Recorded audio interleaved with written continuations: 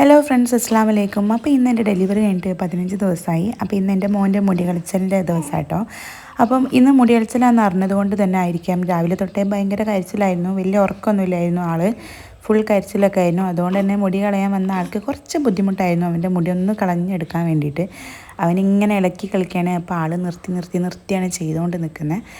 അപ്പം നമ്മൾ ചെറുതായിട്ടാണ് കഴിച്ചത്, വലിയ ആളൊന്നുമില്ലേനു, ആരുമില്ല. നമ്മൾ റിലേറ്റീവ് നമ്മൾ മാത്രമേ ഉള്ളൂ, ഉമ്മയും ഉപ്പയും അനിയനും നമ്മൾ മാത്രമേ ഉള്ളൂ. പിന്നെ നമ്മുടെ കസിൻ ബ്രദറായിട്ട് ഷാവുലുണ്ടായിരുന്നു, അവനും കൂടി ഇന്ന് വന്നിട്ടുണ്ടായിരുന്നു കേട്ടോ. അപ്പോൾ അവൻ്റെ മുടിയിലൊക്കെ കഴിഞ്ഞ് വാമ അവനെ കുളിപ്പിക്കുമ്പോഴത്തേക്കും നമ്മൾ അവർക്കുള്ള ബ്രേക്ക്ഫാസ്റ്റ് എടുത്ത് വെച്ചിട്ടുണ്ടായിരുന്നു.